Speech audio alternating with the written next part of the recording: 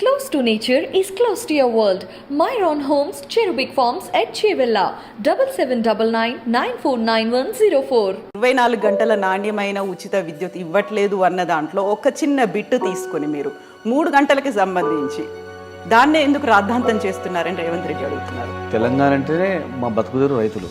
రైతులు బాగుంటేనే ఊరు బాగుంటుంది, రైతులు బాగుంటేనే దేశం బాగుంటుంది. వరంగల్లో రైతు డిక్లరేషన్ అనౌన్స్ చేశారు స్వయంగా రాహుల్ గాంధీ. రాహుల్ గాంధీ గారికి ఎవరు రాసిస్తారు చెప్తాడు. ఈ ప్రాంత పరిస్థితి అవన్నీ తెలియదు కదా ఆయనకు. భారత్ జోడో యాత్రలో భాగంగా చేసింది అదే కదా ఆయన. రోజు కొన్ని నడుచుకుంటూ పోయింది పాపం ఆయన. మా రాష్ట్రంతో పోల్చాలన్నప్పుడు ఏమిట్లా పోలిక ఉందని చెప్పాను. సీఎం కేసీఆర్తో సహా 80% మంది సిట్టింగ్ ఎమ్మెల్యేలు ఓడిపోతారు అని సర్వే కూడా దొరికింది. సర్వే బీఆర్ఎస్ఏ చేయించుకుంది అని అది రివర్స్ చెప్తున్నాడు ఆయన. ఎందుకు మీరే అంతరంగికంగా ఆ పార్టీలో ఉన్నటువంటి సీనియర్ నాయకులు అడగండి ఏం పరిస్థితి వాళ్ళ సర్వే ఏంటండి. మగాడైతే సీఎం కేసీఆర్ సిట్టింగ్లందరికీ ఇవ్వాలి. ఎందుకు ఆయన ఊహించుకుంటున్నట్టు అంత రెచ్చగొడుతున్నాడు అని. ఆంధ్రప్రదేశ్ రాష్ట్రానికి చెందినటువంటి మంత్రులకి మీకు మధ్య ఎందుకని మాటల యుద్ధం ఈ మధ్యన తరచుగా జరుగుతుంది? అవమానించినట్లు మా ప్రాంతాన్ని మాట్లాడితే ఆనాడే ఊరుకోలేదు. వాళ్ళ ప్రభుత్వం కూడా కొన్ని మంచి చేస్తుంది, ఇంకా చాలా చేయాల్సి ఉన్నాయి. అంశాల మీద దృష్టి పెట్టకుండా అనవసరంగా ఈ మా స్టేట్ మీద ఎందుకు మాట్లాడతారని చెప్పినాం అంతే తప్ప. వేములవాడ ఎమ్మెల్యే చెన్నమనేని రమేష్ కీలకమైనటువంటి వ్యాఖ్యలు చేశారు. మా పార్టీలోనే దొంగలున్నారు, నాకు కాకుండా ఇక్కడి నుంచి వేరే వాళ్ళు నిలబడేలా చూస్తున్నారు, నేను ఎవరిని వదిలిపెట్టను అనేది చిల్లర ప్రయత్నం చేస్తుంటాం. చేసినప్పుడు ఆ నాయకునికి కోపం వస్తుంది. పాలమూరుకు చెందిన కీలక నేత జూపల్లి కృష్ణారావు పార్టీని వీడారు, కాంగ్రెస్లో చేరబోతున్నారు. అది ఎఫెక్ట్ చూపిస్తుంది అనుకుంటున్నారా బీఆర్ఎస్కి?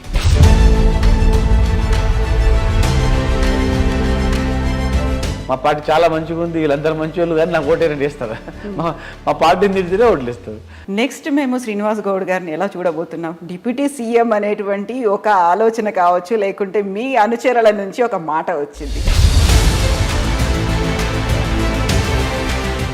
ఆయన గురించి ఏ త్యాగానికైనా మేము సిద్ధమై ఆయన చేసుకుంటుంటాం. కేసీఆర్ గారే మళ్ళీ ఒకసారి తెలంగాణకు ముఖ్యమంత్రిగా ప్రమాణ స్వీకారం గ్యారంటీ చేస్తాడు. నమస్తే, నేను Kavitha. Welcome to I dream news.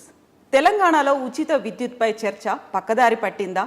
ఎందుకని తరచుగా ఈ మధ్యన తెలంగాణ ఆంధ్రప్రదేశ్కి చెందినటువంటి మంత్రులు రెచ్చగొట్టేలా వ్యాఖ్యలు చేసుకుంటున్నారు, స్టేట్మెంట్లు ఇస్తున్నారు? 80% సిట్టింగ్ ఎమ్మెల్యేలు ఓడిపోతున్నారా? అందులో సీఎం కేసీఆర్ కూడా ఉన్నారా? బోల్డ్ అన్ని ప్రశ్నలున్నాయి. సమాధానాలు చెప్పడానికి ప్రస్తుతం మనతో పాటుగా ఉన్నారు ఎక్సైజ్ శాఖ మంత్రి శ్రీనివాస్ గౌడ్ గారు. శ్రీనివాస్ గౌడ్ గారు, నమస్కారం అండి. నమస్తే కవిత గారు. ఎలా ఉన్నారు మీరు? ఫైన్ అమ్మా. చాలా హాట్గా తెలంగాణ పాలిటిక్స్ ఉన్నట్టు కనిపిస్తున్నాయి. అందులో ఈ మధ్యన కనిపించినట్టు టాపిక్ ఉచిత విద్యుత్కి సంబంధించి. అదంతా పక్కదారి పట్టిపోయిందని రేవంత్ రెడ్డి అంటున్నారు. 24 గంటల నాణ్యమైన ఉచిత విద్యుత్ ఇవ్వట్లేదు అన్న దాంట్లో ఒక చిన్న బిట్టు తీసుకొని మీరు 3 గంటలకి సంబంధించి దాన్నే ఎందుకు రాద్ధాంతం చేస్తున్నారని రేవంత్ రెడ్డి అడుగుతున్నారు. ఇప్పుడు 3 గంటల కరెంటు సరిపోతుంది అని అన్నాడు. ఆ అన్నదా కాదు ఇంపార్టెంట్. ఆ బిట్ అన్నాడా లేదా? 3 గంటలు సరిపోతుంది, ఎక్కువ అంత అవసరం పడదు అన్నాడు. అంటే వాళ్ళ విధానం అర్థమైపోయింది రైతుల మీద ఏముంది అనేది.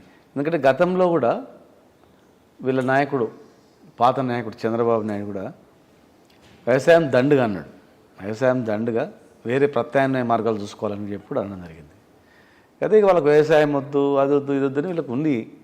అందుకని ఇలా మేము ఇచ్చే వ్యవసాయం 24 గంటలు ఏదైనా రైతు మీరు ఇచ్చే కరెంటు వల్ల మా పంటలు ఎండిపోయినాయి, మాకు నష్టం జరిగింది అని అంటే మీరు ఏమైనా మాట్లాడాలి.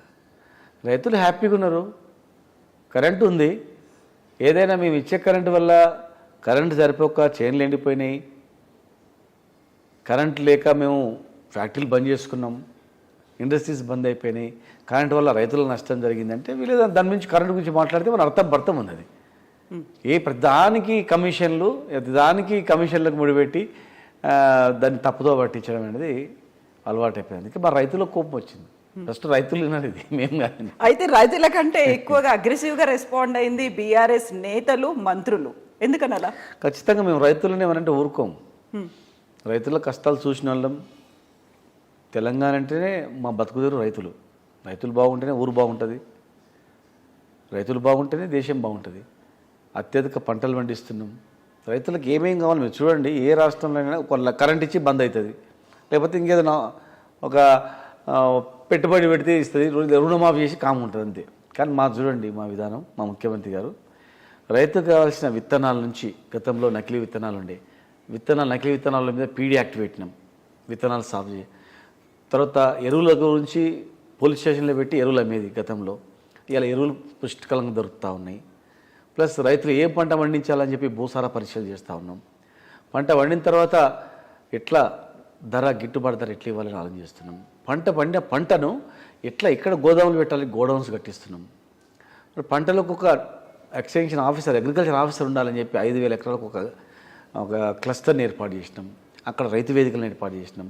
ఒక అఫీషియల్సే కాకుండా రైతులు కూడా భాగస్వామ్యం చేయాలని రైతు వేదికలను, రైతు సమన్వయ సమితి కర్తలను మండలంలో, గ్రామంలో, జిల్లా స్థాయిలో, రాష్ట్ర స్థాయిలో అట్లా ఒక వ్యవస్థను ఏర్పాటు చేసినాం. అఫీషియల్గా టోటల్ వ్యవస్థను ఏర్పాటు చేసినాం. మార్కెటింగ్ వ్యవస్థను చేసినాం. కొనుగోలు చేయడానికి, డైరెక్ట్గా కొనుగోలు చేయడానికి కూడా ఆలోచన చేసి ఎన్నో వందల కొనుగోలు కేంద్రాలు ఏర్పాటు చేసి ప్రతి గ్రామంలోనే కొనుగోలు చేసేటట్టు చేసినాం. ప్లస్ కొన్న గింజను ఇమ్మీడియట్గా మళ్ళీ బ్యాంకు అకౌంట్లో వాళ్ళ వేస్తున్నాం. మరి ఇన్ని చేస్తాం, అసలు ఒక్కటి కూడా వదిలిపెట్టకుండా సపోర్టింగ్ చేసుకుంటూ వచ్చినాం.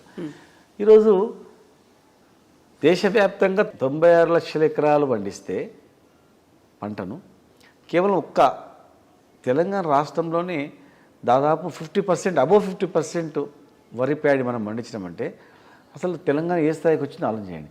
మేము రైతుల పట్ల క్లారిటీ ఉన్నాం, రైతులను బాగు చేయాలని. కనుక రైతులను ఇబ్బంది పెట్టే విధంగా మాట్లాడినా వాళ్ళు గవర్నమెంట్ వచ్చేలేదు, చేసేలేదు. కానీ ఆ మాట రైతులను అంటే ఊరుకోమనేది మా విధానం అనేది చెప్పాలనేది. అయితే 24 గంటల కరెంటుకు సంబంధించి చేస్తున్నటువంటి సవాళ్ళు, నిరసనలు, వీటిలో భాగంగా ఉచిత విద్యుత్ అనేది పేటెంట్ మాకే ఉంది అని చెప్తున్నటువంటి కాంగ్రెస్ లీడర్లు సబ్స్టేషన్ల దగ్గరికి వెళ్ళారు. ఎక్కడ ఎంత నాణ్యమైనటువంటి కరెంట్ వస్తుందో చెక్ చేసుకోవడానికి వెళ్తే అక్కడ ఉన్నటువంటి లాగ్ బుక్స్ని మీరు మాయం చేశారు అనేది కూడా ఆరోపణ ఉంది. ఇప్పుడు కరెంటు సరిపోకపోతే దాచిపెట్టుకుందా? కరెంటు లేదంటే రైతులు గొడవ చేస్తారు. ఎక్కడైనా రైతుల గొడవ ఉందా? ప్రతి అసెంబ్లీలో ఎండిపోయిన కంకులతో ధర్నాలు జరిగేటివి, కందిలు తీసుకొచ్చి ధర్నాలు చేసేటివి, సబ్స్టేషన్ల ముందర ధర్నాలు చేసేటివి, సబ్స్టేషన్ల ముందర ట్రాన్స్ఫార్మర్లు పెద్ద లైన్ ఉండేటివి, బోర్లు ఎండిపోయిన బోర్లు, మోటార్ కాలిపోయిన మోటార్లతో, లో వోల్టేజ్తో మోటార్లు కాలిపోతే ప్రతి మోటార్ల రిపేర్ దగ్గర లైన్ ఉండేది. ఇలా ఎక్కడ కనబడుతున్నాయా? సబ్స్టేషన్ల కాడ లైన్ కనబడుతుందా? ఎక్కడ కనబడుతుంది? మోటార్లు ఆడిచ్చిన 3 గంటల కరెంటు రాత్రి, 3 గంటల కరెంటు ఉదయం కరెంటు కూడా బిల్లు కట్టలేదని చెప్పి మోటార్లు విక్కపోతుంది. ఇలా అటువంటి పరిస్థితి ఉందా? ఇంజనీర్లు, లైన్ మెన్లు పోతే ఆఫీస్ రూమ్లు వేసి తాళాలు వేస్తుంది. ఇలా పరిస్థితి ఉందా? లాగ్ బుక్లు ఎత్తుకపోవాల్సిన అవసరం ఏముంది? అంతా అవన్నీ ఉట్టిపాటు పిచ్చి మాటలు అవన్నీ. లాగ్ బుక్లు తీసుకుపోవాల్సిన అవసరం ఏముంది? మా రైతులకు కడుపు నిండా అన్నం పెడుతున్నామా లేదా అనేది మాకు ఇంపార్టెంట్. రైతులు ఒకవేళ మా దగ్గర వస్తలేదు, కరెంట్ లేదు, చేను ఎండిపోయిందంటే ఇమ్మీడియట్గా వాళ్ళ మీద యాక్షన్ తీసుకుంటాం. అక్కడ ఏం ప్రాబ్లం అయింది, ఆ ఏరియాలో ఏమైనా ఇబ్బంది ఉందా అని చెప్పి చూస్తాం. మేము మా దగ్గర అట్లాంటివి ఏమి లేవు. వాళ్ళు ఎవరు నమ్ముతారు వాళ్ళని? ఇప్పుడు ఈ దేశాన్ని పరిపాలించిందే కాంగ్రెస్, బీజేపీ పార్టీలు. వాళ్ళు పరిపాలించే రాష్ట్రాలు ఉన్నాయి దేశంలో. ఇంకా ఇప్పుడు వాళ్ళు పరిపాలించే రాష్ట్రంలో రైతుల గురించి ఏం చేసిండ్రో చెప్పానండి. కాంగ్రెస్ పరిపాలించిన రాష్ట్రాల్లో మనకన్నా మంచి విధానం ఏదుందో చూపించమని చెప్పండి. వరంగల్లో రైతు డిక్లరేషన్ అనౌన్స్ చేశారు స్వయంగా రాహుల్ గాంధీ. రాహుల్ గాంధీ గారికి ఎవరు రాసిస్తారు, చెప్తాడు. ఏదైనా రాసిస్తే వాళ్ళు మాట్లాడతారు. పాపం ఆయన ఈ ప్రాంత పరిస్థితి అవన్నీ తెలియదు కదా ఆయనకు. రాహుల్ గాంధీ గారు నిజంగానే గ్రామాల్లో పర్యటిస్తే కాంగ్రెస్ పరిపాలించిన రాష్ట్రాల్లో ఉన్నటువంటి గ్రామాలు, ఇక్కడ గ్రామాలు, అక్కడ రైతులు, ఇక్కడ రైతులు, ఈ గ్రామంలో ఎట్లుంది, మంచినీళ్ళు ఇక్కడ ఎట్లున్నాయి, ఈ గ్రామంలో కాంగ్రెస్ పరిపాలించిన రాష్ట్రాల్లో మంచినీళ్ళు ఎట్లా ఉన్నాయి, ఈ గ్రామాల్లో రైతు వేదికలు ఉన్నాయి, అక్కడ ఉన్నాయా, ఇక్కడ వ్యవసాయం ఎంత జరుగుతుంది, కరెంట్ ఎంత ఇస్తున్నాం, ఎన్ని పంటలు పండుతున్నాయి గ్రామంలో, వాళ్ళు ఏం పంటలు పండిస్తున్నారు, ఇక్కడ ఉన్నటువంటి పేద బడుగు బలహీన వర్గాల వాళ్ళకు ఏమి ఆసరా పెన్షన్స్ ఎట్లా ఉన్నాయి, వాళ్ళకి ఎట్లా ఉన్నాయి, ఇక్కడ వికలాంగులకు గ్రామాల్లో ఉండే వాళ్ళకి ఎంత పెన్షన్ ఇస్తున్నాం, వాళ్ళు ఎంత ఇస్తున్నారు, స్కూళ్ళలో ఇక్కడ ఎడ్యుకేషన్ స్కూల్స్ ఎట్లున్నాయి, అవి ఎక్కడ ఉన్నాయి, ఇక్కడ ఉన్నటువంటి గ్రామీణ వాతావరణం ఏముంది, రైతులకు ఆ ఊర్లో ఒక క్లస్టర్, ఒక ఊరు ఉంటే ఆ ఊర్లో ఎంతమంది రైతులకు ఎంత రైతు బీమా వచ్చింది, చనిపోయినటువంటి వాళ్ళకు అక్కడ ఏమైనా బీమా ఉందా, ఇక్కడ రైతు బంధు ఇస్తున్నాం అక్కడ ఉందా, అసలు ఏమైంది, ఇక్కడ ఎన్ని చెట్లు పెట్టినాం, గ్రీన్ ఎట్లుంది, అక్కడ ఎట్లుంది, అవన్నీ పోల్చుకుంటే వారు ఒక రోజు ఒక ఊర్లో వచ్చి ఈ ఊర్లో ఒక ఊరు, కాంగ్రెస్ పరిపాలించిన రాష్ట్రంలో ఒక ఊరు, బీజేపీ పరిపాలించిన రాష్ట్రంలో, దేశాన్ని రెండే పార్టీలే వాళ్ళ కూటమి భారత్ జోడో యాత్రలో భాగంగా చేసింది అదే కదా ఆయన, కాదంటారా? రోడ్డు పోయి నడుచుకుంటూ పోయిండు పాపం ఆయన. రోడ్డు నడుచుకుంటే షోస్ అక్కడక్కడ మాట్లాడుకుంటూ పోయిండు. వాస్తవాలు అనేటివి మా రాష్ట్రంతో పోల్చాలన్నప్పుడు ఏమిట్లా పోలిక ఉందని చెప్పాలి. ఇప్పుడు దేశంలో ఒక రాష్ట్రం డెవలప్ అవుతుందని చెప్పడానికి ఏముంది, ఆర్థిక వ్యవస్థ, జీడిపి ఎట్లా ఏ స్థాయిలో పెరిగిందని చూస్తారు. హాస్పిటల్, గర్భంలో చనిపోయిన వాళ్ళు, డెలివరీ అయిన చనిపోయిన వాళ్ళు, తర్వాత రకరకాల జబ్బులతో చనిపోయిన వాళ్ళు, ఒక హెల్త్ పరంగా చూస్తే కూడా ఆ రేటింగ్ అనేది వాళ్ళకు వీళ్ళకి ఎంత పేద ఉందనేది. ప్రభుత్వ ఆసుపత్రులలో ఎట్లున్నాయి, ఎన్ని గవర్నమెంట్ హాస్పిటల్స్ ఉన్నాయి, ఎన్ని మెడికల్ కాలేజీలు ఉన్నాయి, ఎన్ని టీచింగ్ హాస్పిటల్స్ ఉన్నాయి, ఎంతమంది ప్రొఫెసర్స్ ఉన్నారు, ఎంతమంది డాక్టర్స్ ఉన్నారు, వ్యవస్థ అట్లా ఆరోగ్యం మీద ఛాలెంజ్ చేసుకొని చూసుకున్నా అర్థమవుతుంది. అగ్రికల్చర్ మీద ఛాలెంజ్ చేసుకొని చూసుకున్నా అర్థమవుతుంది. ఎడ్యుకేషన్ పరంగా స్కూల్స్, రెసిడెన్షియల్ స్కూల్స్, హాస్టల్స్ అట్లా చూసుకున్నా అర్థమైపోతుంది. పేద సంక్షేమ పథకాలు ఇక్కడ అక్కడ పోల్చుకున్నా అర్థమైపోతుంది. ఈ దేశ ఆర్థిక పరిస్థితి, జీడిపి ఎంత ఉంది, బడ్జెట్ ఎంత ఉంది, వాళ్ళు పరిపాలించే రాష్ట్రంలో ఎంత ఉంది, జీడిపి ఎంత పెరుగుతుంది, దేశం యొక్క జీడిపిని బట్టి దేశ ఆర్థిక వ్యవస్థ ఎంత డెవలప్ అవుతుందని చూస్తారు. దేశంలో ఏ రాష్ట్రం నుంచి ఎంత వాటా అని చూస్తారు. మరి చిన్న రాష్ట్రానికి ఈరోజు ఎంత ఏ స్థాయిలో ఉంది అది. అయితే మీరు కంపేర్ చేసుకోమని చెప్తున్నప్పటికీ ఇంత అభివృద్ధి చెందింది తెలంగాణ రాష్ట్రం 9 ఏళ్లలోనే, మిగతా ఏ రాష్ట్రంతోనూ ఇంత అభివృద్ధి కనిపించట్లేదని చెప్తున్నప్పటికీ రేవంత్ రెడ్డి తనే స్వయంగా ఇంకొక మాట అన్నారు. మీరు అభివృద్ధి చేస్తున్నామని చెప్పినప్పటికీ స్వయంగా సీఎం కేసీఆర్తో సహా 80% మంది సిట్టింగ్ ఎమ్మెల్యేలు ఓడిపోతారు అని సర్వే కూడా దొరికింది. సర్వే బీఆర్ఎస్ఏ చేయించుకుంది అనేది. అది రివర్స్ చెప్తున్నాడు ఆయన. ఆయన చెప్పేది ఏంటంటే 80% పైగా బీఆర్ఎస్ గెలుస్తుంది, పైన ఉన్నటువంటి 20%లో అందరు ఉన్నారు వాళ్ళు, 100% ఇది. దాన్ని ఆయన ఏదైనా కూడా మాటకారి కనుక అది ఏదో మాటలు ఇట్లా రివర్స్ చేసి చెప్తున్నాడు. ఆయన కూడా తెలుసు. మీరు ఎందుకు మీరే అంతరంగికంగా ఆ పార్టీలో ఉన్నటువంటి సీనియర్ నాయకులను అడగండి ఏం పరిస్థితి ఉందో, వాళ్ళ సర్వే ఏంటనేది. ఎందుకు ఓటేయరు తెలంగాణ ప్రజలు? మేము కరెంట్ ఇస్తున్నందుక, 2000 పెన్షన్ ఇస్తున్నందుకు ఇయ్యారా? ఈ దేశంలో ప్రతి గ్రామంలో ప్రతి ఇంటికి మంచినీళ్ళు, సురక్షిత మంచినీళ్ళు ఇచ్చేది 98% ప్రొటెక్టెడ్ వాటర్ పబ్లిక్ ఇచ్చేది మేము. ఇంకా ఏదో కంట్రీలో ఇంకా రెండు రాష్ట్రాలు ఉన్నాయి, అది 50%, 40% ఉన్నట్ల. అన్నిట్లలో మేము 2000 పెన్షన్ చేసినందుకు మాకు ఇయ్యారా? 500 పెన్షన్ వికలాంగులకు 4000 చేసినందుకు మాకు ఇయ్యారా? 3 గంటల కరెంటును 24 గంటల కరెంటు చేసినందుకు మాకు ఇయ్యారా? ఉదయం పూట సాయంత్రం ఉన్న 150 గురుకులాలను మేము 1000 గురుకులాలు చేసి పేదోడు చదువుకోవాలని చెప్పినందుకు మాకు ఒకటి ఇయ్యారా? ప్రతి గ్రామీణ ప్రాంతం రోడ్ వేసినందుకు మాకు ఎందుకు ఇయ్యారు చెప్పండి? మాకు ఎన్ని చెప్పినప్పటికి కూడా ఒక సవాల్ విసిరారాయన. Sorry to say that, repeat చేయడం, మగాడైతే సీఎం కేసీఆర్ సిట్టింగ్లందరికీ ఇవ్వాలి. ఎందుకు ఇయ్యాడు? ఆయన ఊహించుకుంటున్నట్టు అంత రెచ్చగొడుతున్నాడు అని. వాళ్ళవన్నీ చీప్ ట్రిక్స్ అమ్మ. అవన్నీ ఒక చీప్ ట్రిక్స్తో ఏదో ఇట్లా చేసేసి అచ్చకాయ పుచ్చకాయ ఇట్లా చెప్పేసి మంత్రం వేసినట్లు ఉంటుంది. వాళ్ళంతా మాటలతో నడిపేటోళ్ళు.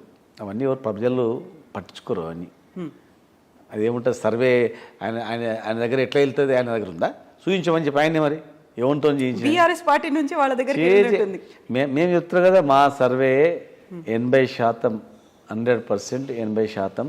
100% గెలుస్తాం. మిగతా దానిలో పోటీ ఉంటుందని మా సర్వే.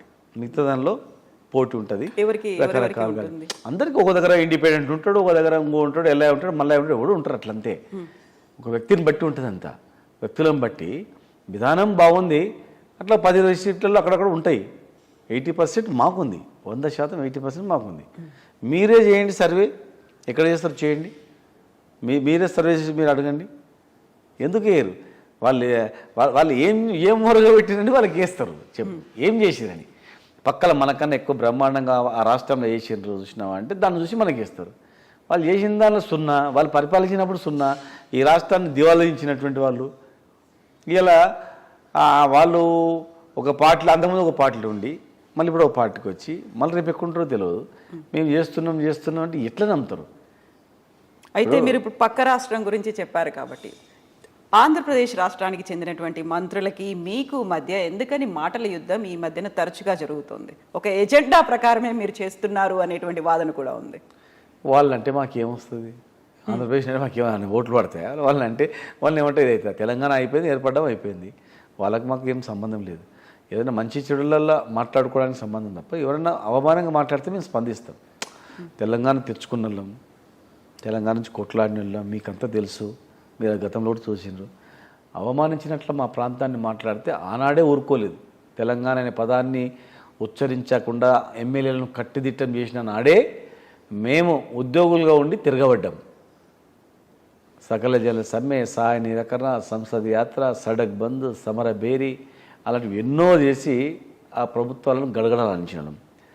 అయినా ప్రజలతో కొట్లాడుకోకుండా ఆంధ్ర తెలంగాణ ప్రజలు ఒకటే, పాలకుల మీద కొట్లాడదామని అనుకున్నాం. పాలకులపై మా పోరాటం చేసినాం. ఇవాళ పాలకులు ప్రజలను తప్పుదో పట్టేయడానికి మమ్మల్ని ఏదో ఒకటి మాట్లాడితే, వాళ్ళ లబ్ధి గురించి మేము మాట్లాడితే, వాళ్ళ రాజకీయ లబ్ధి ఉండాలని మమ్మల్ని మాట్లాడితే మేము ఆ ప్రాంతాన్ని అవమానపరిస్తే మేము ఊరుకోలేము. ఖచ్చితంగా దానికి ఎదురుదాడి మాట్లాడినాం. అది కూడా 1% మాట్లాడినాం. మేము ఇంకా మాట్లాడితే చాలా ఉన్నాయి. వాళ్ళ దాకా మనం మాట్లాడాలంటే వాళ్ళ స్టేట్ లాగా మనది కాదు కదా. అన్ని వనరులు ఉన్నా ఆ స్టేట్ ఏం చేసింది, ఆ స్టేట్ యొక్క పరిస్థితి ఏంది, మన స్టేట్ ఏంది. ఎవడైనా కానీ మరి ఏమైనా పెట్టుబడి పెట్టాలంటే ఇక్కడే ఊరికి వస్తున్నారు, చదువుకోవాలంటే ఇక్కడనే వస్తున్నారు, ఆరోగ్యం అంటే ఇక్కడనే వస్తున్నారు. ఇలా ఇక్కడ ఉన్న పరిస్థితి అన్ని రంగాలు చూసినా అక్కడికి ఇక్కడికి భేదం కాదు.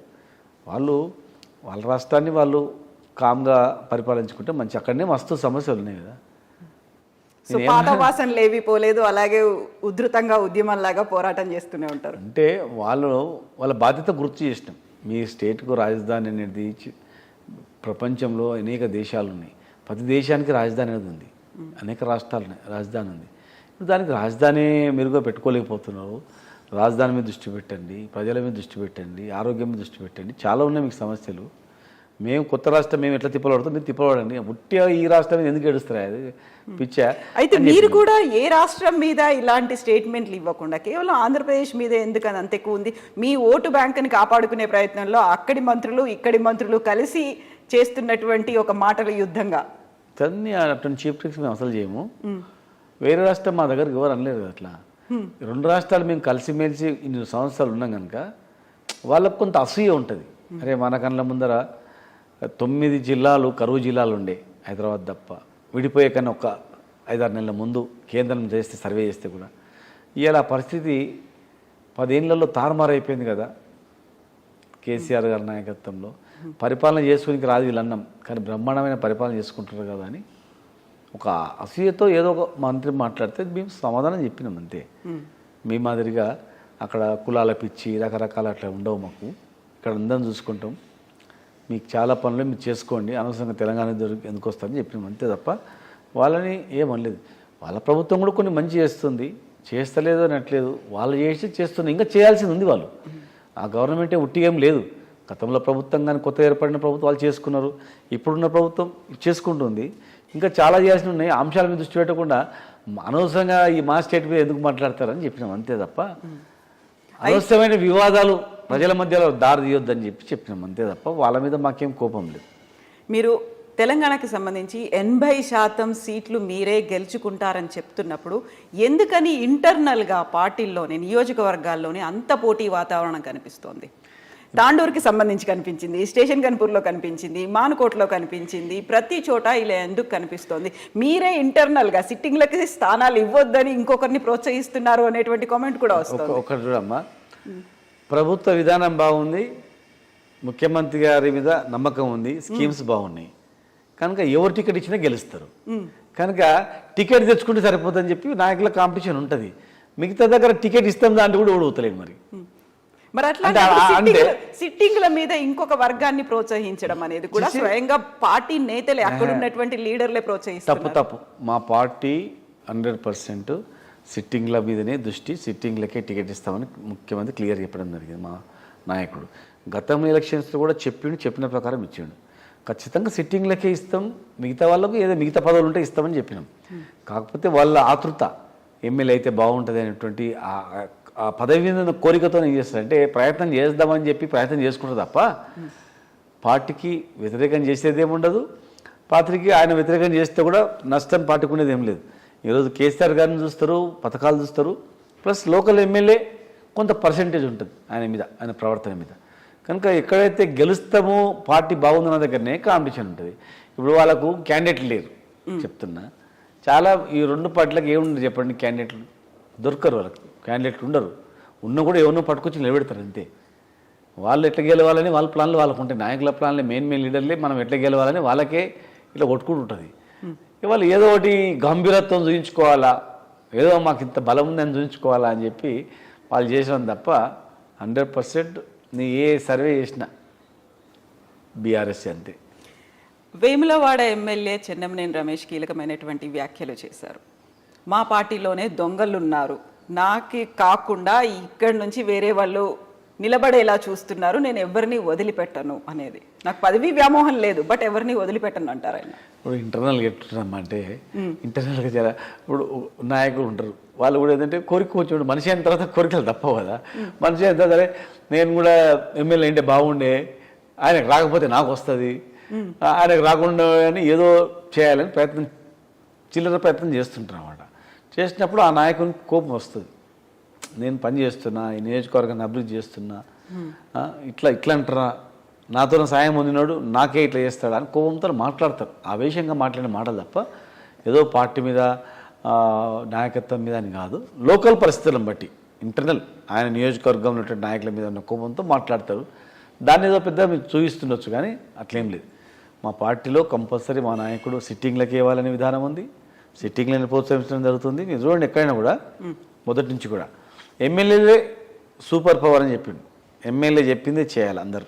ఆ నియోజకవర్గం ఒక యూనిట్ ఒక సీఎం మాదిరిగా ఉండాలంతే. ఎమ్మెల్యే పవర్ఫుల్ మనకు అని చెప్పిండు. దాని మీదనే ఉంది అంతే. మేము ఎప్పుడు ఎమ్మెల్యేలను కాదని ఎవరు మంత్రులు చేసేది ఉండదు, ఎమ్మెల్యే అభిప్రాయం మేరకే ఉంటుంది ఏదైనా కూడా. అట్లాంటప్పుడు 5 సంవత్సరాలు ఎమ్మెల్యేనే ప్రధానంగా చేసుకొని పరిపాలించినప్పుడు ఎలక్షన్స్ ముందర మేము పార్టీ విధానం అట్లా ఉంటుందా? చేయాలి. ఇక్కడ బీజేపీ ఒక కామెంట్ చేస్తోంది, మేము కాంగ్రెస్కి కనుక ఓటేస్తే అది బీఆర్ఎస్కి సీట్గా మారబోతోంది అనేది. ఇక వాళ్ళకు అడ్డగోలుగా వాళ్ళని అంటారు, వాళ్ళు ఇద్దరు కలిసి చూడండి.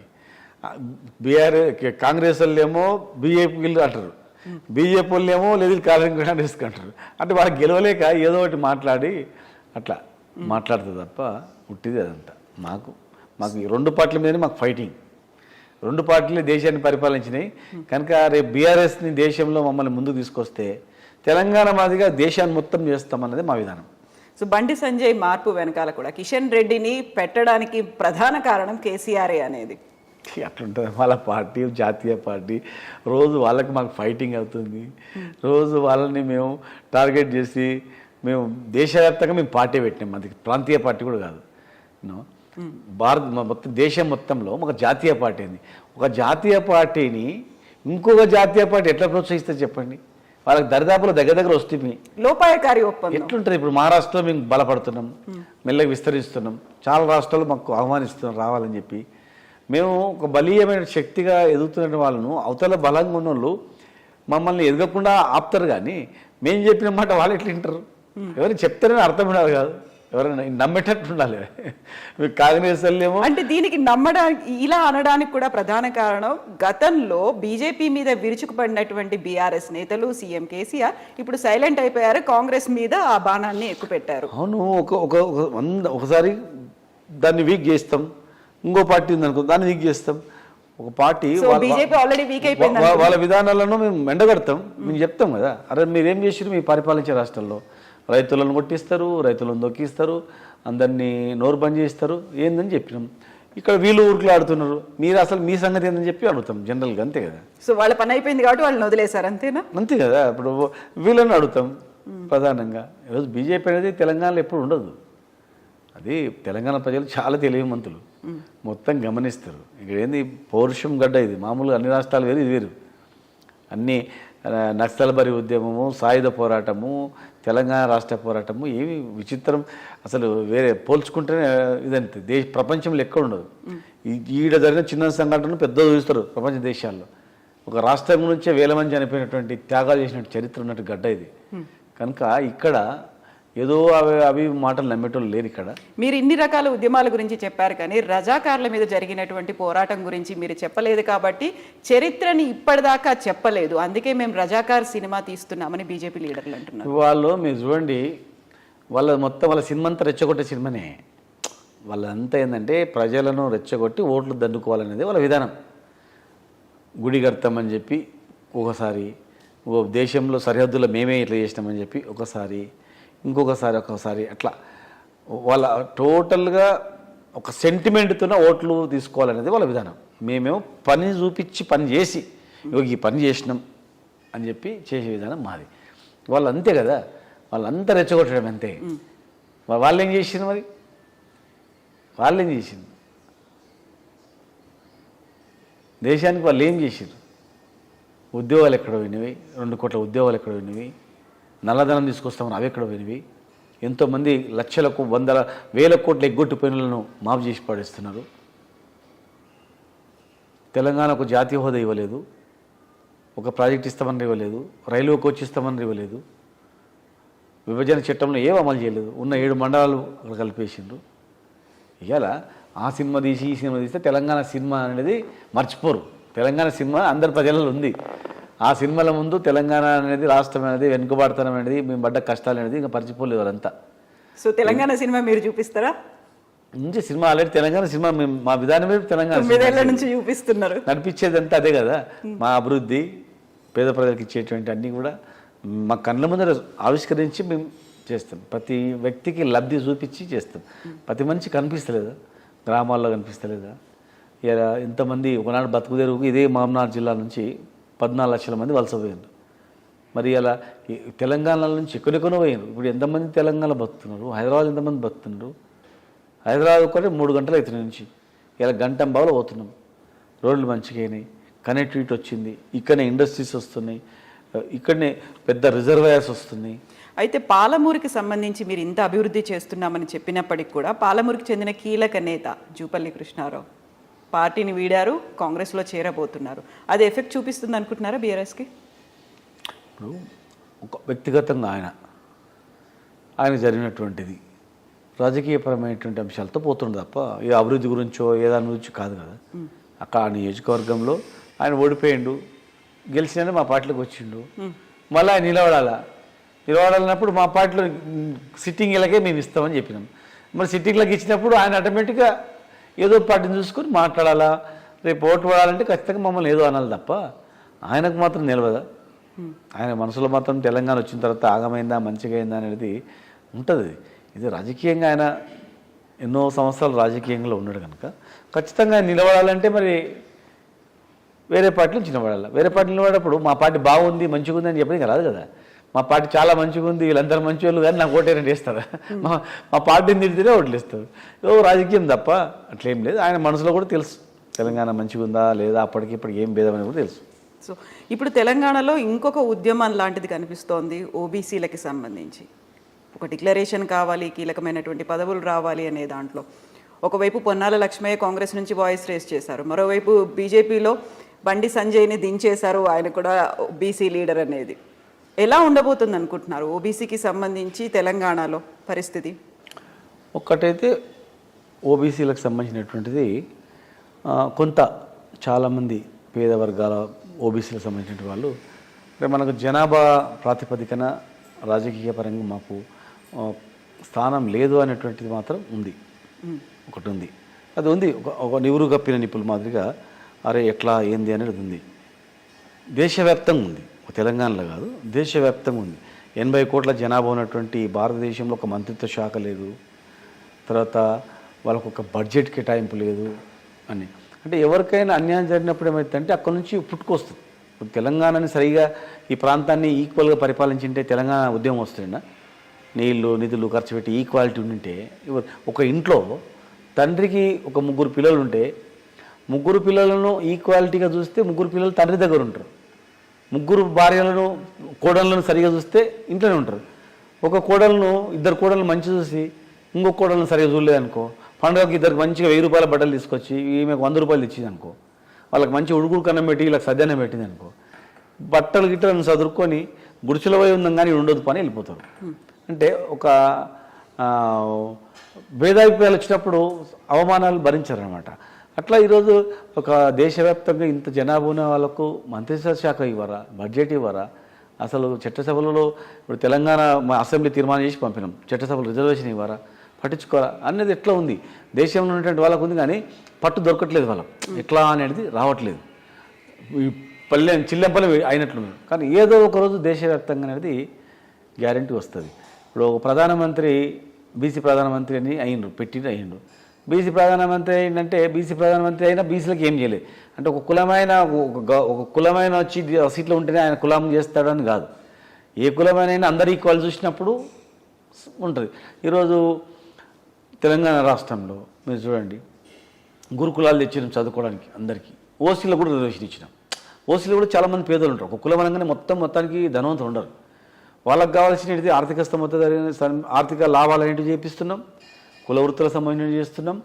ప్లస్ రాజకీయం కూడా ఎమ్మెల్సీలుగా గెలవలేని పరిస్థితి ఉన్న దగ్గర, తర్వాత చైర్మన్లుగా అట్లా ఎక్కడెక్కడ అకామిడేట్ చేయాలో చేస్తూ ఉన్నాం. అయితే ఇప్పుడు తెలంగాణకి సంబంధించినటువంటి లీడర్లలో కూడా వాయిస్ వినిపిస్తున్నట్టుంది. ఇప్పుడు ఢిల్లీకి వెళ్ళి ఒక ధర్నా లాంటిది చేయాలి అనే ఆలోచన కూడా ఉన్నట్టున్నారు. అవును, ఢిల్లీకి వెళ్ళి ధర్నా ఎందుకు చేయాలనుకుంటున్నాం? దేశవ్యాప్తంగా తెలంగాణ లాంటి రాష్ట్రాల నుంచి చట్టసభలో రిజర్వేషన్ కావాలని తీర్మానం పంపినాం. దాని మీద చర్య తీసుకోండి. బీసీ జనగణన చేయండి. బీసీ జనగణనలో ఎంతమంది బీసీలను మీరు చెప్పాలి. ₹1 ఖర్చుగా మీరు ఎందుకు చేస్తలేరు? జనాభా ప్రాతిపదికన బడ్జెట్ ఎందుకు కేటాయిస్తలేరు? ఒక మినిస్ట్రీ ఎందుకు ఇస్తలేరు? అసలు ఏంటి మా వాటా ఏంది దేశంలో? 80 crores దగ్గర 80 కోట్ల ఉన్న జనాభాకు దేశంలో గౌరవించేది మీరు ఇదేనా? ఎలక్షన్లప్పుడు ఏదో పుల్వామా లాంటిదో, లేకపోతే గుడి పెట్టో, లేకపోతే సినిమా తీసో, కాశ్మీరీ సినిమా తీసో, లేకపోతే రజాకాల సినిమా తీసో ఓటు దండుకోవడం, మళ్ళీ ఓడడం, ఇదే మీ విధానమా? దేశాన్ని ఆర్థిక స్థితిగతులు తీసుకుపోరా? అసమానతలు లేకుండా మీరు కాపాడలేరా అని కొట్లాడడానికి. ఇప్పుడు ఎక్కడైనా అవమానం జరిగితే ఎవరు భరించరు. ఈక్వాలిటీ చూసిన మనకి అసలు క్వశ్చనే లేదు కదా. ఇప్పుడు ఆంధ్ర తెలంగాణ ఎగ్జాంపుల్ తీసుకుందాం. ముఖ్యమంత్రి వాళ్ళే అయినా కూడా అందరిని ఈక్వల్ చూసింటే ఎవరు అడుగుతారు? తెలంగాణ ఎందుకు అడుగుతారు చెప్పండి? అన్యాయం జరిగినప్పుడే మంట వస్తుంది, కడుపులో మంటలు వేసి అప్పుడు ఉంటే ఉంటాం, పోతే పోతాం, కొట్లాడాలా అనేది తెగింపు అనేది వస్తుంది. ఎక్కడైనా కానీ అణచివేతలు ఎక్కడైతే ఉంటాయో అక్కడ ఉద్యమాలు పుట్టుకొస్తాయి. అవమానాలు ఎక్కడైతే ఉంటాయో అక్కడ నుంచి ఉద్యమాలు పుట్టుకొస్తాయి. సో దీనివల్లే యూనిఫామ్ సివిల్ కోడ్ని వ్యతిరేకిస్తుందా బీఆర్ఎస్? అట్లనేది ఏం లేదు. మా పార్టీ ఒక విధానం అనేది ఉంది. ఎట్లా దేశవ్యాప్తంగా ఏమేమి చేయాలనేది మా నాయకుడు ఒక జాతీయ పార్టీగా ఎక్కడెక్కడ ఏం చేయాలన్నా దాని మీద చేస్తాడు. వ్యతిరేకం చేయాలన్నా, సపోర్ట్ చేయాలన్నా ఆ పరిస్థితులను బట్టి పార్టీ నడిపించే వ్యక్తి. రేపు దేశంలో అనేక విధానాలు, మేము అధికారంలోకి రాకపోయినా కేంద్రంలో మార్పు అనేది వస్తుంది, భయం అనేది వస్తుంది. ఎవరు అడగకపోతే ఇష్టానుసారంగా చేస్తారు. అడిగే వ్యక్తి ఉన్నాడు, బెదిరించే వ్యక్తి ఉన్నాడు, జనాన్ని గెలుపుతున్నాడు. రేపు మనల్ని కింద మీద అయ్యే పరిస్థితి ఉన్నప్పుడు ఒళ్ళు దగ్గర పెట్టుకుంటారు. వాళ్ళు పెట్టుకోలేదనుకో ఖచ్చితంగా ప్రజలు తీర్పిస్తారు. ఇలా 2 సీట్లు ఉన్నోళ్ళు బీజేపీ పోయే 2 సీట్లు ఉన్నోళ్ళు ఈ వరకు వచ్చారు. మేము ఇప్పుడు ఇన్ని సీట్లు ఉంది, ప్లస్ అన్ని రాష్ట్రాలు విస్తరించుకోపోతుంది కనుక గ్యారంటీగా అవన్నీ మా విధానాలు అవన్నీ జాతీయ స్థాయిలో ఉండేటట్టు చేస్తాం. అన్ని రాష్ట్రాల్లో విస్తరించుకుపోతుంది అనుకున్నప్పుడు నెక్స్ట్ పార్లమెంట్ ఎలక్షన్లో కూడా కంటెస్ట్ చేస్తున్నారు. అబ్కీ బార్ కిసాన్ సర్కార్ అని మీరు అంటున్నప్పుడు తెలంగాణ రాష్ట్రానికి సంబంధించి సీఎం ఎవరు అవుతారు? 100% కేసీఆర్. దేశవ్యాప్తంగా విస్తరిస్తున్నారు. విస్తరించి ప్రధానమంత్రి అవుతున్నప్పుడు అప్పుడు వేరే మా పార్టీలో నెక్స్ట్ కేసీఆర్ గారి తర్వాత కేటీఆర్ ఉంటాడు. కానీ నెక్స్ట్ కేసీఆరే. మాకు బలం వచ్చి, మాకు ఒక మెజార్టీ వచ్చి, అక్కడక్కడ అన్ని కూటమిలు వచ్చి కేసీఆర్ గారిని అన్ని పార్టీలు కలిసి మీరు రావాలి అన్నప్పుడు, ఇప్పుడైతే మేము అన్ని రాష్ట్రాల్లో లేము, మేము కొన్ని రాష్ట్రాల్లో ఉన్నాం. రేపు అన్ని రాష్ట్రాల్లో మాకు ఆ పార్టీని వ్యతిరేకించి అందరం ఐక్యమైనప్పుడు, లేకపోతే మాకు అన్ని రాష్ట్రాల్లో మాకు మెజార్టీ వచ్చినప్పుడు అప్పుడు ఆలోచన. ఇప్పుడు కేసీఆర్ గారే మాకు నాయకుడు, 3వసారి కేసీఆర్ గారే ముఖ్యమంత్రి అవుతాడు. దేశవ్యాప్తంగా మాకు అవకాశం దొరికితే మాత్రం అప్పుడు ఖచ్చితంగా కేటీఆర్ ఉంటాడు. అన్ని రాష్ట్రాలకు సంబంధించినటువంటి పార్టీలు ఒక కూటమిగా ఏర్పడి కేసీఆర్ని ముందు పెట్టి ప్రధానమంత్రిని చేయడం అనే ఒక ఆలోచన మీరు ఇప్పుడు చెప్పినప్పుడు, రీసెంట్గా పాట్నాలో అఖిలపక్ష భేటీ జరిగింది. 15 పార్టీలు అటెండ్ అయ్యాయి. బెంగళూరులో జరగబోతోంది, 24 పార్టీలు అటెండ్ అవుతారనుకున్నప్పుడు కేసీఆర్ వెళ్తున్నారా? బీఆర్ఎస్ పార్టీ తరఫున ప్రతినిధులు ఎవరైనా వెళ్తున్నారా? అది ఆ సమయాన్ని బట్టి మా జాతీయ నాయకుడు మా అధ్యక్షుడు కేసీఆర్ గారు చూస్తాడు ఎవరిని పంపాలా ఎవరిని చేయాలన్నది. సో అది కాంగ్రెస్ పార్టీ అధ్యక్షన జరుగుతుంది. మీకు రెండు పార్టీలు సమదూరం అనుకున్నప్పుడు ఆ పార్టీలన్నీ ఇప్పుడు కాంగ్రెస్ అధ్యక్షతన ఆ సమ్మేళనానికి అటెండ్ అవుతున్నాయి, ఆ మీటింగ్కి అటెండ్ అవుతున్నాయి. అదే అమ్మా, ఎవరిని పంపాలా, ఆయన పోవాలన్నా పంపాలన్నా అనేది మా నాయకుడు నిర్ణయిస్తుంది. దానికి మేము చెప్పనీకి ఉండదు పార్టీలో. ఓకే, జాతీయ స్థాయిలో వారు నిర్ణయం తీసుకుంటారు. సో ఆ సమయాన్ని బట్టి పరిస్థితులను బట్టి నిర్ణయం చేస్తాడు. ఆ నిర్ణయం చేస్తే అందరం దానికి అందరూ కట్టుబడి ఉంటారు. పూర్తి స్థాయి నమ్మకము ఆయన నాయకత్వంలో ఏం చెప్పినా మాకు వేదంలా ఉంటుంది. కేసీఆర్ గారు ఏం చెప్పినా ఒక వేదంలా మేము దాన్ని స్వీకరించుకుంటాం. ఆయన ఒక లైన్ ఇస్తే దాని ప్రకారం పనిచేసుకుంటూ వెళ్ళిపోతాం. ఖచ్చితంగా మూడోసారి కూడా వారే ప్రమాణ స్వీకారం చేస్తారు. కేసీఆర్ గారే మళ్ళీ ఒకసారి తెలంగాణకు ముఖ్యమంత్రిగా ప్రమాణ స్వీకారం గ్యారంటీ చేస్తాడు. ప్రమాణ స్వీకారం చేసిన తర్వాత నెక్స్ట్ పార్లమెంట్ ఎలక్షన్స్ వస్తాయి. అప్పుడు మాకు మెజార్టీ వచ్చి కేసీఆర్ గారే ఉండాలా, ఇక్కడ రావాలా, ఈయనే ఉండాలా అని చెప్పి ఆహ్వానిస్తే, లేదా మాకే మెజార్టీ వస్తే అప్పుడు ఆ సందర్భాన్ని బట్టి ఎవరనేది ఆలోచిస్తారు. సో మూడోసారి సీఎం కేసీఆర్ ప్రమాణ స్వీకారం అంటే ఎన్ని సీట్లు వస్తాయి, పోటీ ఎవరికి ఉంటుంది? మళ్ళీ లాస్ట్ క్వశ్చన్ ఇది అడుగుతున్నాను నేను. 80 నుంచి 90 మధ్యలో ఉంటాయి సీట్లు గ్యారంటీ. 80 నుంచి 90 మధ్యలో గ్యారంటీ ఉంటాయి. నెక్స్ట్ మేము శ్రీనివాస్ గౌడ్ గారిని ఎలా చూడబోతున్నాం? డిప్యూటీ సీఎం అనేటువంటి ఒక ఆలోచన కావచ్చు, లేకుంటే మీ అనుచరుల నుంచి ఒక మాట వచ్చింది, వినిపించింది.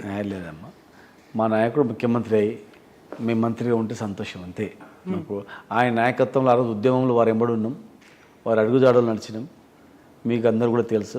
వారు ముఖ్యమంత్రి అయ్యి వారి క్యాబినెట్లో మేము మంత్రిగా ఉంటే అంతకన్నా అదృష్టం ఏముందమ్మా. లైఫ్ లాంగ్ ఆయన ముఖ్యమంత్రిగా ఉండాలి, మేము మంత్రిగా ఉండాలి. ఆయన చెప్పిన మాట వినుకుంటుండాలి. దినదినం అభివృద్ధి చేస్తూ మా టౌన్లు మంచిగా చేస్తూ జిల్లాను అభివృద్ధి చేసుకుంటూ తెలంగాణ రాష్ట్రంలో అవసరం ఉన్న కాడల్లా ఆయన ఆదేశిస్తే ఒక సైనికులా పనిచేసి కాపాడుకోవాలని తప్ప అంతకన్నా ఏం లేదు. ఆయన ఏం చెప్పినా, ఆయన ఏం చేసినా ఆయన మాటను వేదం. ఆయన మాటనే మాకు వేదం. ఆయన అడుగుజాడల్లో ఉంటాం, ఆయనను కాపాడుకుంటాం. పదవుల కన్నా ముఖ్యం ఆయన మంచిగా ఉండాలి, ఆయన అన్ని రకాల మంచిగా ఉండాలి. ఆయన గురించి ఏ త్యాగానికైనా మేము సిద్ధమై ఆయన చేసుకుంటాం. ఆయనకుండే ఒక విధానం, అతనికి ఉండేటువంటి లైన్, ఆయనకున్నటువంటి ఒక దిశ, తెలంగాణ ఎట్లా తీసుకుపోయినటువంటి ఆలోచన ఎవరికి లేదు. కనుక ఒక ఏళ్ళ తరబడి వారితో ఉన్నటువంటి వ్యక్తులం కనుక ఆయన వెంబడే ఉండడం, ఆయన ఏం చెప్తా చేయడమే మాకు ప్రధానం. మాకు అలాంటి కోరికలు కానీ అలాంటివి కానీ ఏం లేదు. మస్తు మంది మాట్లాడుతుంటాం అవన్నీ, అటువంటి కోరికలు, అటువంటి ఆశలు అవన్నీ ఏం లేవు. 100% చెప్తున్నాను, మనస్ఫూర్తిగా చెప్తున్నా. వారు ముఖ్యమంత్రిగా ఉండాలి, మేము మంత్రిగా ఉండాలి. ఆయన ఏం బాధ్యత అప్పచెప్తుంది మేము పనిచేసుకుంటూ పోవాలి.